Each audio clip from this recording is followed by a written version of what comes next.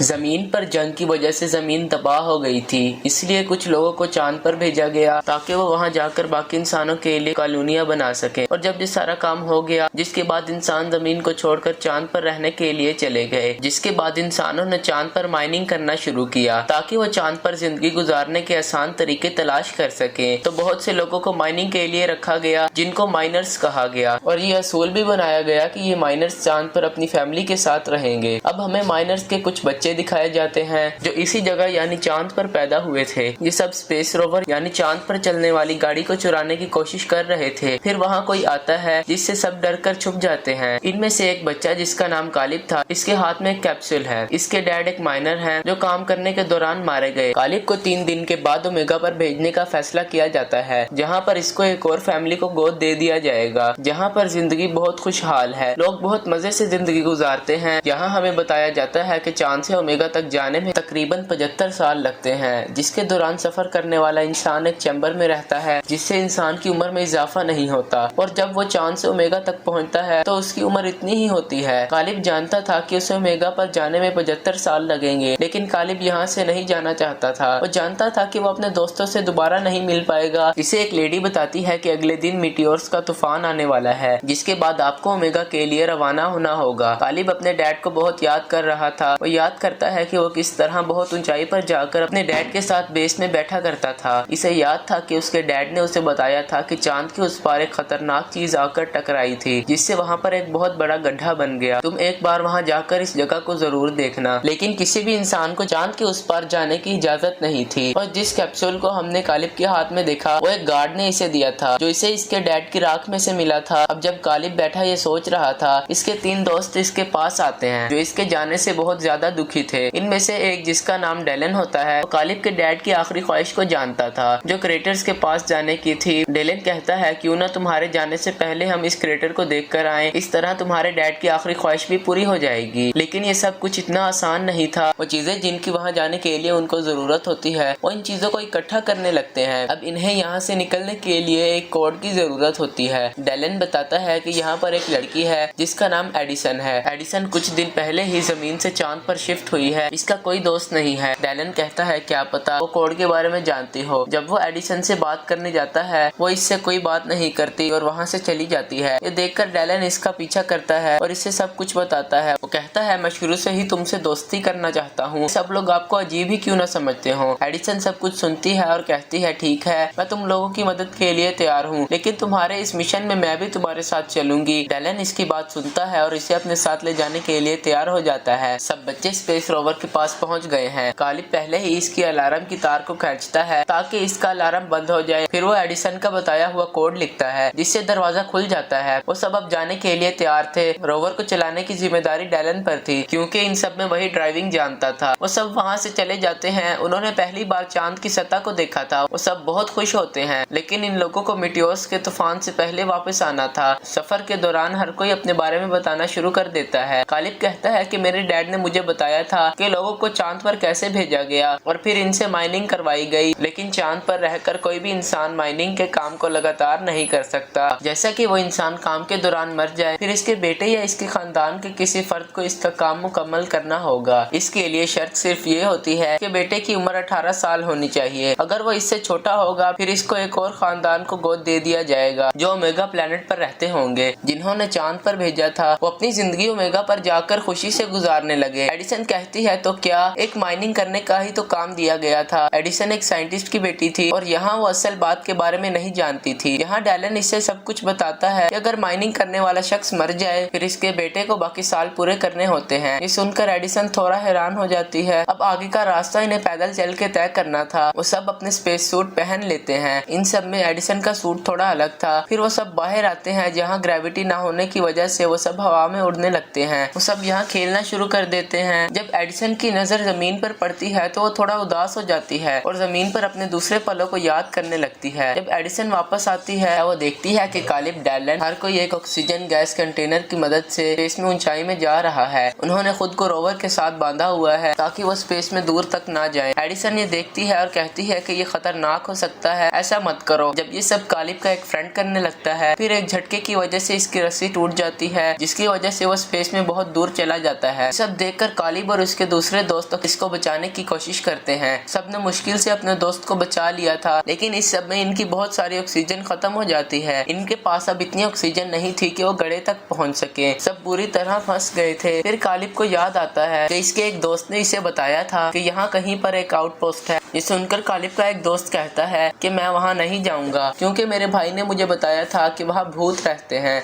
ये सुनकर डैलन इसका मजाक उड़ाने लगता है और इसी बात पर दोनों के दरमियान लड़ाई हो जाती है। कालिब इनको कहता है कि जितना टाइम भी साथ रहने के लिए बचा है, क्या तुम इसे लड़कर तबाह करना चाहते हो? इसकी बात सुनकर दोनों दोबारा दोस्त बन जाते हैं। अब वो सब इस चौकी पर पहुंच जाते हैं जहाँ बहुत अंधेरा था। वहाँ इन्हें इंसानों के साए नजर आते हैं जिससे वो सब बहुत डर गए थे। जब वो लाइट्स ऑन करते हैं, इन्हें पता चलता है कि वो इंसान नहीं बल्कि पुतले हैं और ये कोई चौकी नहीं बल्कि एक ऐसे घर का मॉडल था कि इंसान अगर चांद पर रहते तो ऐसे घरों में रहते। उन्हें वहाँ पर कुछ खाना और ऑक्सीजन मिलती है। रात भी हो गई थी तो हर कोई वहाँ पर रात गुजारने का फैसला करता है। डैलन एडिसन को अपने बारे में बताता है कि मेरे डैड मुझे अकेला छोड़कर चले गए। एडिसन भी अपने बारे में बताती है कि मेरी माँ और बाप की तलाक हो गई। इसके बाद मेरी माँ मेरे भाई को ले गई और ओमेगा प्लेनेट पर चली गई। मैं बहुत तन्हा महसूस करती हूँ। अब सब लोग सो रहे थे लेकिन कालिब और एडिसन अभी तक जाग रहे थे। कालिब एडिसन से बात करना शुरू कर देता है। वो कहता है कि मेरी माँ और बाप की मौत के बाद मेरे दोस्त डैलन ने मेरा साथ दिया है। मैं ओमेगा पर चला जाऊंगा, डैलन अकेला रह जाएगा, तो मेरे जाने के बाद हमेशा इसके साथ रहना। मुझसे वादा करो एडिसन। इसने कालिब से वादा कर लिया था। जब सुबह होती है तो वो अपना सफर दोबारा शुरू करते हैं, लेकिन अब इनके रोवर की बैटरी खत्म हो गई थी। फिर एडिसन ने इसके लिए सिक्योरिटी अलार्म को बजा दिया ताकि गार्ड्स आकर इन्हें बचा लें। ये सब अब जल्दी से इस गड्ढे तक पहुंच जाते हैं। ये सीढ़ियां उतर कर एक अजीब सी जगह पर आ जाते हैं जहां एडिसन को दीवार पर एक बटन नजर आता है। जैसे ही वो बटन को दबाती है, पूरी जगह ऐसे बदल जाती है जैसे वो लोग जमीन पर हों। जैसे ही कालिब एक पत्थर को उठाता है, इसको इसके माँ और बाप की राख मिलती है और उसके साथ इनकी तस्वीर भी थी। कालिब ने पहली बार तस्वीर में अपनी माँ को देखा था। वो अब समझ गया कि इसके डैड क्यों चाहते थे कि वो यहाँ पर आए। डैलन इससे कहता है कि तुम अपनी जिंदगी का ये खूबसूरत मौका क्यों गवा रहे हो? यहाँ हर इंसान माइनिंग के 20 साल पूरे करने के बाद ओमेगा पर जाना चाहता है। वो बहुत कम लोग होते हैं, इसलिए तुम्हारे डैड ने अपनी जान दे दी। यहाँ इसे पता चलता है कि इसके डैड ने जानबूझकर अपनी जान ली थी ताकि कालिब को ओमेगा पर भेज दिया जाए, वो एक अच्छी जिंदगी गुजार सके, जिसके बारे में कालिब के अलावा सब जानते थे। डैलन कहता है कि अपने डैड का तोहफा लेने से इनकार मत करो, उन्होंने अपनी जान देकर तुम्हें ये तोहफा दिया है। इनकी बातों के दौरान इनके एक दोस्त की तबीयत खराब हो जाती है। वो सब इसे लेकर अपने रोवर तक पहुंचने की कोशिश करते हैं, लेकिन फिर मिटियोर का तूफान शुरू हो जाता है। हर कोई अपने आप को बचाने की कोशिश कर रहा था। एडिसन भी खुद को बचाने की कोशिश कर रही थी, लेकिन वो इन लोगों से अलग हो जाती है। जब वो किसी को नजर नहीं आती तो कालिब और डैलन इसे बचाने के लिए जाते हैं। एडिसन का हेलमेट टूट गया था तो वो बेहोश हो जाती है। कालिब और डैलन एडिसन को बचाकर वापस ले आते हैं, लेकिन इस दौरान डैलन भी गिर जाता है, लेकिन कालिब ने इसे बचा लिया था। हर कोई रोवर के अंदर आ जाता है जिसकी खिड़कियां भी टूटी हुई थी और इनके पास ऑक्सीजन भी कम थी, इसलिए वो जिंदा नहीं रह सकते थे। सब इस रोवर में बैठकर अपनी मौत का इंतजार करने लगते हैं। सब समझ गए थे कि अब वो जिंदा नहीं रह सकते, लेकिन वो इससे खुश थे कि हम सब साथ में मरेंगे। इसके बाद सब बेहोश हो जाते हैं। इस हादसे के बाद हमें कहानी कुछ वक्त आगे की दिखाई जाती है।